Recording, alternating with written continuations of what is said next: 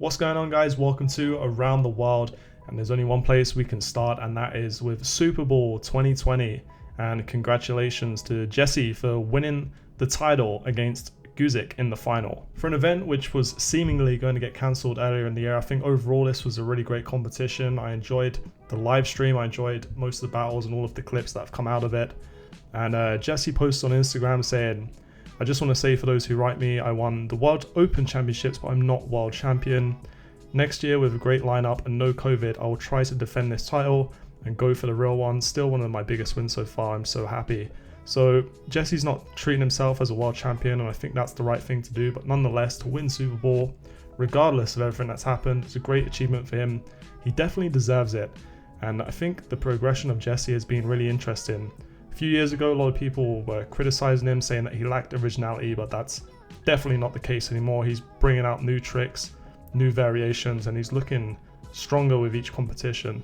So I'm looking forward to seeing how he will do at next year's competition. Special mention to Guzik as well for coming in second place. He's always been one of my favorite freestylers to watch. I think his style is incredible, and I would probably say that he's a little bit underrated. Some of the stuff he does is incredibly hard to pull off in a live battle. One cool thing to happen after Super Bowl with Jesse is that he actually met up with Tuzani, and Tuzani posted on his Instagram big things coming up with the king of freestyle, Jesse. So looking forward to seeing what those two are coming up with, and it's cool to see two generations collide like that. So on the female side of things, Augusta won with Becca coming in second. I think this was pretty much expected, as Augusta's she's quite possibly the best female freestyler in the world. And Becca is only 13, but she's an amazing talent, and she's a future world champion, that's for sure. Other results included Alvaro winning the show flow, and Dav winning the sick free, and also Matthew winning the kill the beat. Matthew was brilliant in the battles, and so was Alvaro as well. The quality was really good this year. It was a lot of fun. It was a good mix of young and upcoming talent and freestylers that you expect to do well, and I think it kind of played out the way that we expected. But the most interesting part of the competition this year was definitely the time limit. There was no time limit this year in the battles. Now personally, I really enjoyed it, and to be honest, I didn't really notice it that much. Watching it on the live stream, it didn't really strike me that battles were too short or too long. It all just felt about right. Didn't feel like anyone was hogging the stage in that way. But interestingly enough, Super Bowl put on their Instagram, they asked people, what did you think about it? And the time limit actually won with 50% of the votes. There was over 500 votes in total. So it was a pretty close tie, but 57%, that's enough of a majority to say that they should probably change it back. And I think they will change it back next year. But like I said before, I thought it was pretty good. I'm sure the freestylers enjoyed it. And that's the most important thing.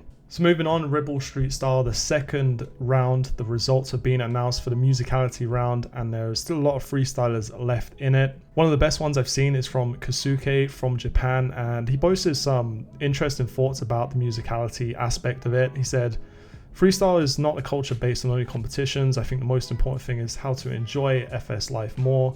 Musicality, kill the beats will make your freestyle better and broader, especially you will feel better when playing with it." And I agree, so it's cool. He's actually enjoying the competition for what it is. And I think that's what Red Bull are doing really well with this competition. They're thinking out of the box, they're challenging freestylers to think in different ways.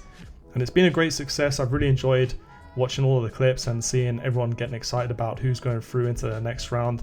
You can find all of the results on the official Red Bull Street Style website. There's still a lot of French freestylers in it, although interestingly, Cyan Garnier is not in it. He was in the previous round. I'm not sure if he just dropped out. I was expecting him to go through, so not sure what happened there. But as expected, the Japanese freestylers dominated this round. There is a ton of Japanese freestylers, too many to mention. You've also got the Fagurli brothers, just those two from Norway, and they're obviously going to go very far. They're taking it very seriously. And you got PWG as well, who came third in Super Bowl. Another interesting freestyler in the competition still is Andrew Henderson, who hasn't competed in a live competition for a good few years now, so it's kind of surprising to see him there. I'm looking forward to seeing how it will end up, because this is all leading towards live battles. So yeah, this competition is heating up. You've also got the women. The women are down to the top 32 now. So best of luck to everyone still in the competition, moving on to the next round, which will take place on the 4th of September for 1 week. And this is the build your hardest set round. I'm not exactly sure how this will work, but it is the beginning of the live stages. So on to gear news now, and this is something that's been known for a couple of months now, I think, but I haven't really seen anyone talk about it, and that is the return of the Puma Archive Lite.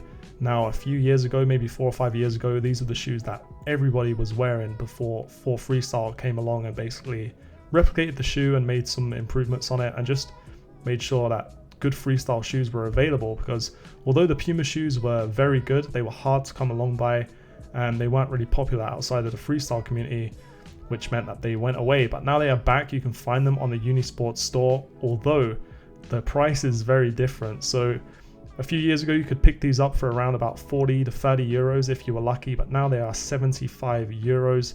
It seems that they've been brought back especially for freestylers, so they are a direct comparison to the 4freestyle shoes. The 4freestyle shoes are a little bit cheaper. They're around about 60 euros depending on which model you go for. So if you manage to get some of these brand new Pumas, are they different in any way? Let me know what you think, and will you be buying them now that you know that they are back? Next up, we have got Scorer, legendary lower freestyler, Pal Scorer from Poland. He's released the trailer for his Air Combos 4.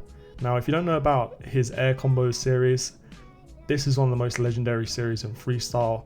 The first one was actually uploaded on May the 1st, 2007, so we're going back 13 years. And the most recent one, Air Combos 3, came out well over 10 years ago as well. So this series has been resurrected by Scorer, a freestyler who's kind of gone under the radar recently. We haven't seen him compete. He's definitely still active, but he's not as popular as he used to be.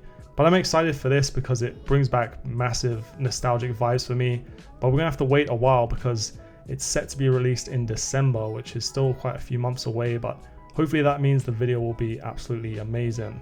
Next up, I wanted to feature some Instagram clips, some cool things I saw on the gram this week. And the first one, which I think is very good for beginner freestylers or freestylers that only just started out, is from Anto from Spain, showing his progression over the last 5 years.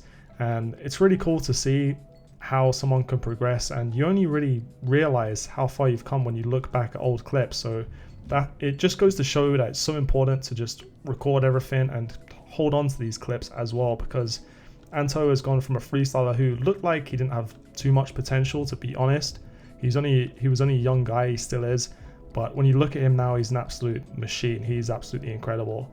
So this was a really great video from Anto. Make sure you go and check it out if you're looking for some inspiration.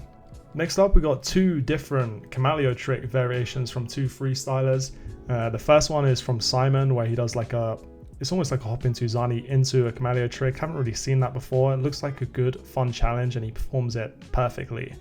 And the next one is from Luki, where he does a handstand variation. He pulls it back and then switches feet into a Camaleo basically, and then into an Abbas. Really smooth, very stylish, and just a typical Luki type combo. We love to see it. Final feature this week is from Andrew Henderson and his new trick. I've never actually seen this before. It's a knee Magellan around the world, and this just came out of nowhere. Andrew was in Prague to support everyone at Super Bowl, and he's just turned up and pulled out this brand new trick, and everyone's going a bit crazy over it. So it's amazing to see Andrew pull off these hardcore moves. We don't get to see it too much from him these days, but just goes to show what an animal he is. He's just so naturally talented. Such a machine, and he can turn up and just pull something out the bag like that. So shout out to Andrew. And that's it for this episode of Around the World. If you did enjoy it, please drop a like, subscribe, and leave a comment. It will really support the channel and I appreciate it a lot. Until next time, thanks for watching, take care, peace.